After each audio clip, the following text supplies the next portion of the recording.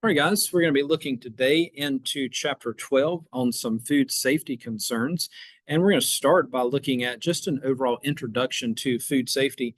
We need to look at some key terms here to help us understand what kind of problems there can be in our food if it gets contaminated and what those problems can do to our body. So take a look at these terms here: a foodborne illness, any kind of disease or disorder that's caused by actually consuming or ingesting food or water that is contaminated with some kind of microorganism. And we're going to be talking about some of those examples of microorganisms. You probably realize already that our food can be contaminated with things like bacteria or even a virus or some kind of parasite or some mold or fungus or something. So we're going to kind of define some of those as we go through.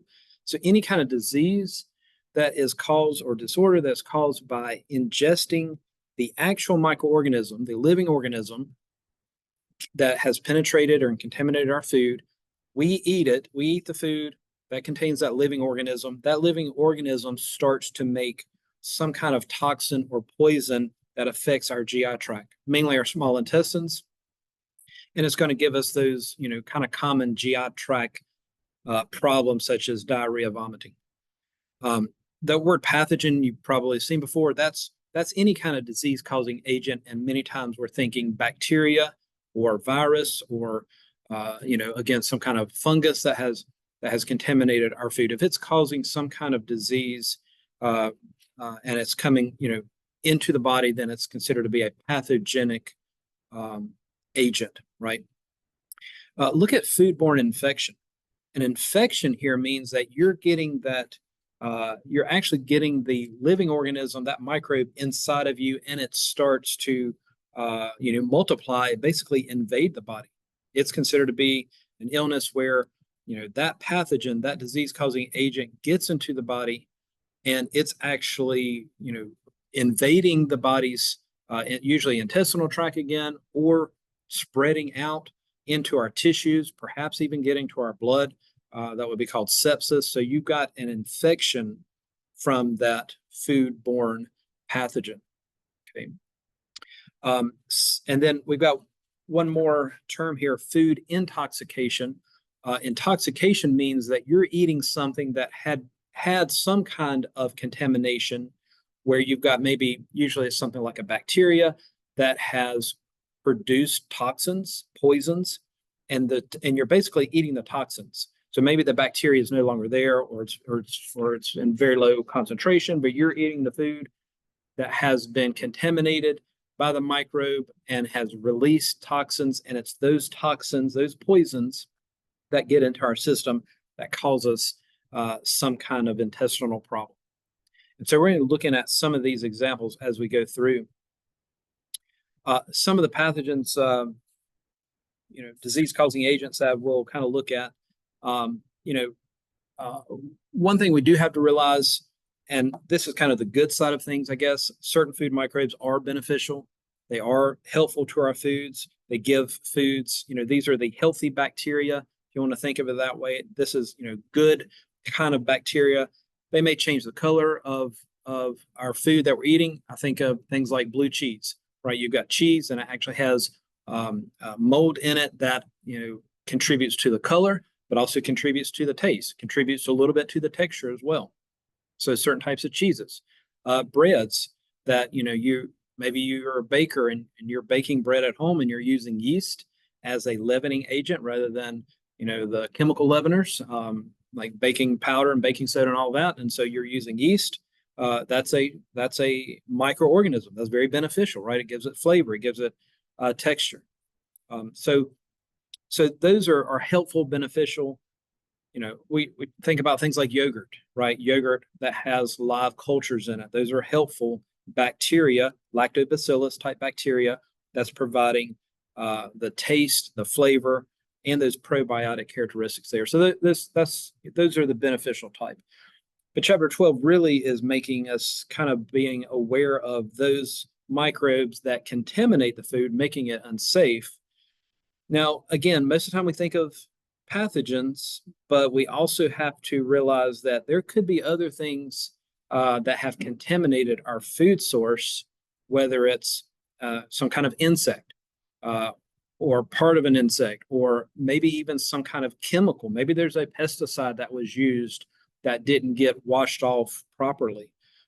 It could even be some kind of metal fragment or glass fragment, or something that's not supposed to be there. So technically, any contaminant doesn't necessarily mean that it's a microorganism living component. It could be non-living, could be a chemical, could be some other fragment that has contaminated our food.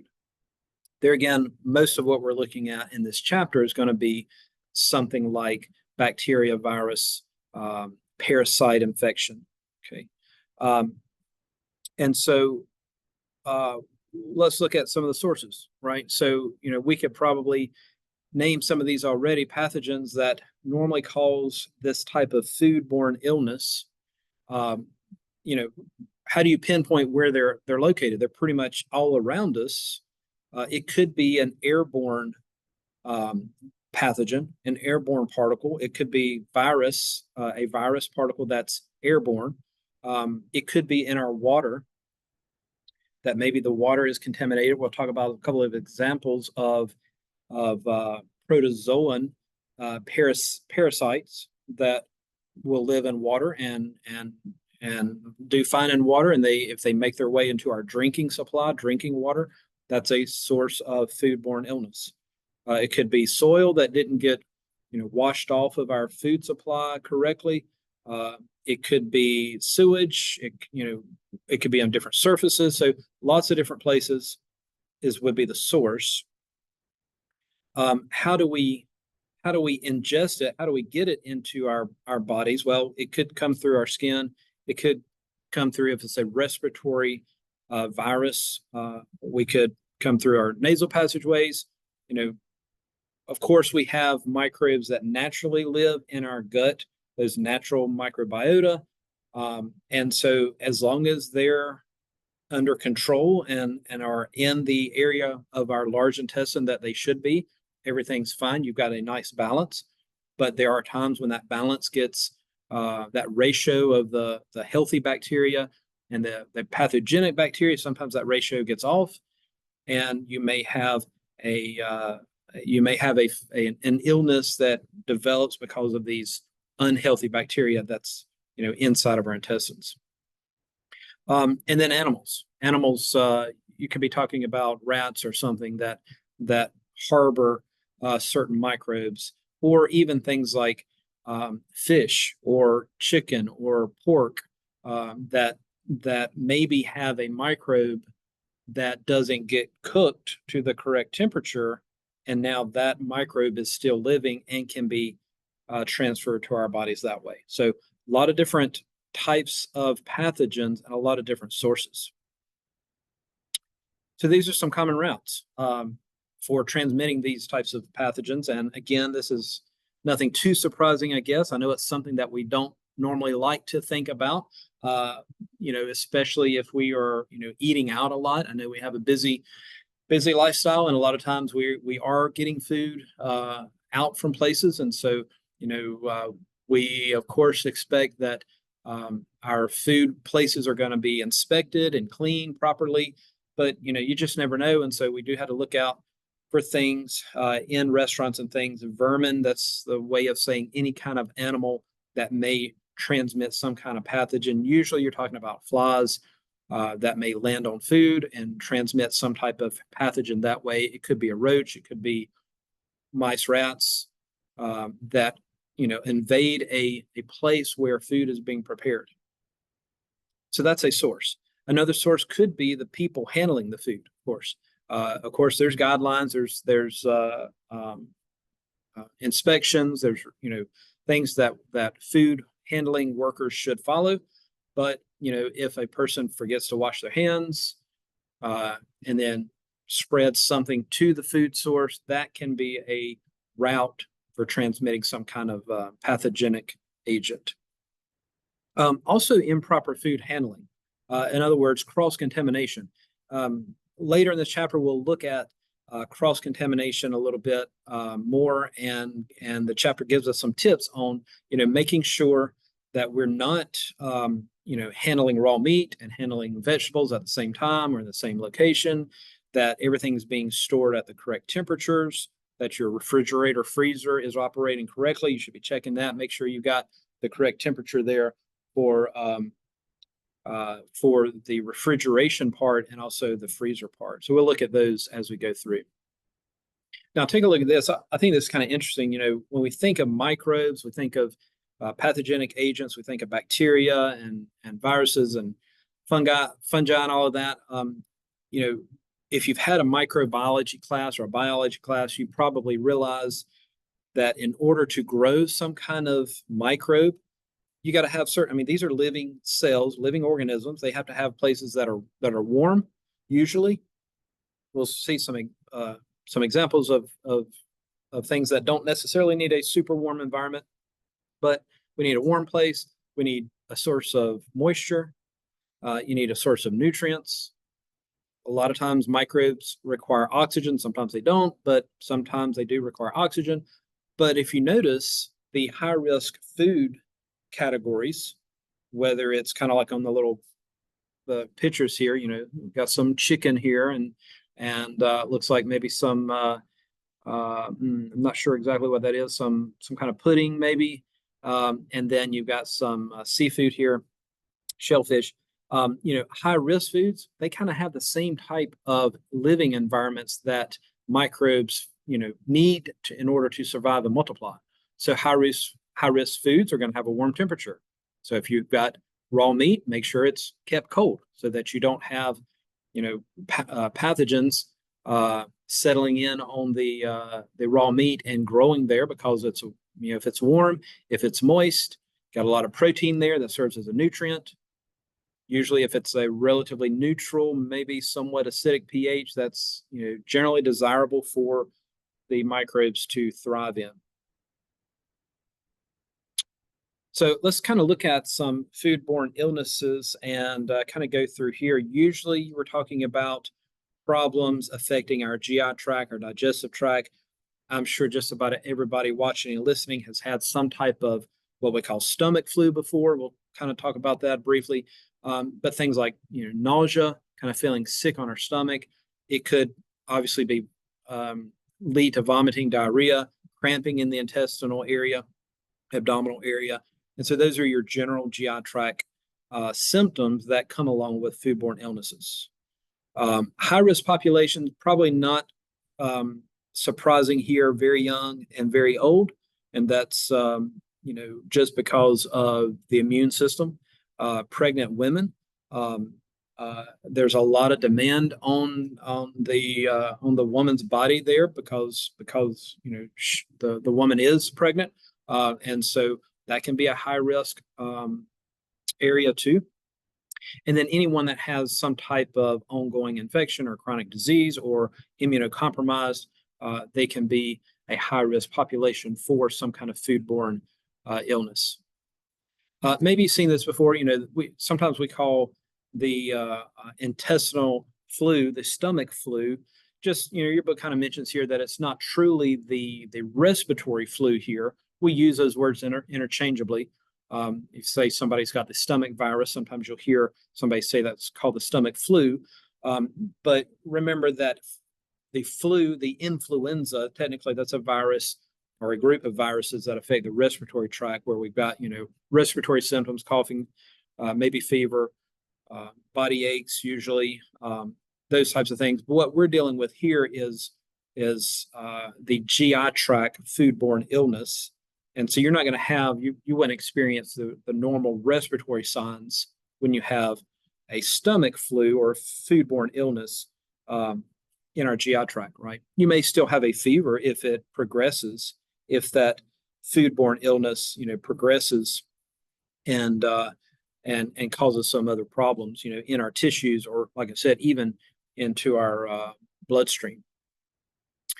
All right, section 5 is going to outline a few categories here for some foodborne pathogens. I know this is not a microbiology class, but we can mention a few things about each one just to kind of know a little bit about each one. I'll give you some examples kind of as we go through. Most of you are aware of bacteria. You could probably even name some bacteria. that you may have seen as far as or heard on some headlines or read in the paper or seen, on some news information there. Very simple single-celled microorganisms, but depending on what kind they are, again, they can be pathogenic. They can cause some foodborne diseases. And so things like you may have heard of Salmonella or E. coli, Listeria occasionally makes it to the news, and we'll talk about that in just a little bit. But these are just a couple of examples. We'll mention a few more as we go through. Viruses, these are a little tricky here. These are still microorganisms. Basically, you have some genetic material. We're talking about DNA or RNA. That's why it says a piece of genetic material. Viruses don't have both like living cells do, and so they have RNA or DNA, and they usually have some kind of protein coat or capsid on the outside. And of course, you may remember from some basic biology that viruses must have a living cell to reproduce, right? To go through their reproduction cycle, their stages there. They either penetrate the entire virus into that living cell, or they inject their genetic material into the cell. They take over the machinery, if you want to think about that, inside a living cell, reprogram it to start making more virus particles.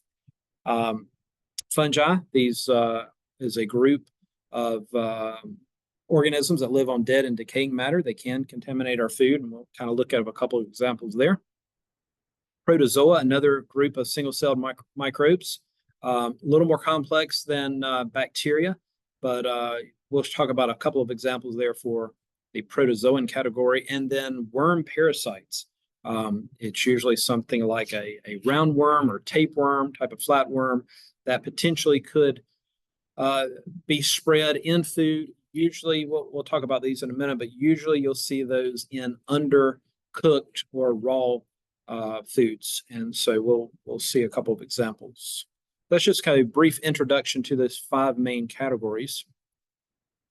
We'll look at a few examples. Your textbook does have a table there that you can kind of refer to for each one of these. And so these are some common examples of bacteria that you may have heard of or may have seen before. Clostridium.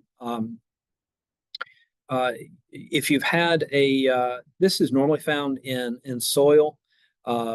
If you've had kind of a food stomach, a food reaction, a reaction to food that has been contaminated with this, it's going to give you the general type of GI tract issues. We normally call this food poisoning. Clostridium, the whole group, tends to make a lot of toxins.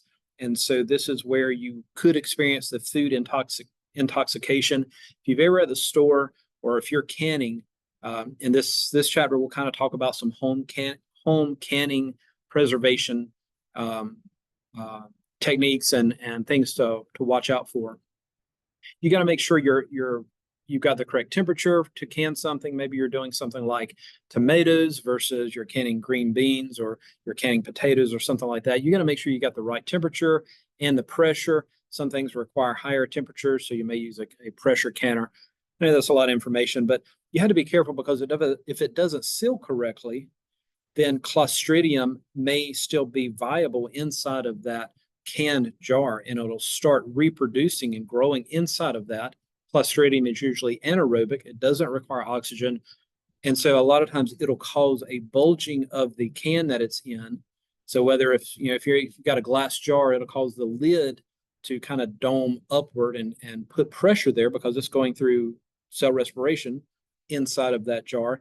I've even seen cans, like, most of the time you don't, but I have seen cans stored up, cans of maybe green beans that didn't get processed correctly, or maybe got contaminated, and the can will start to swell out a little bit.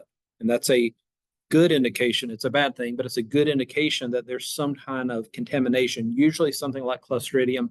Again, it doesn't need oxygen, so it survives just fine in an anaerobic environment. E. coli, Escherichia coli, you see that sometimes. if especially in beef, ground beef and things, sometimes you'll see this on the news. Something got contaminated with E. coli. It's usually spread.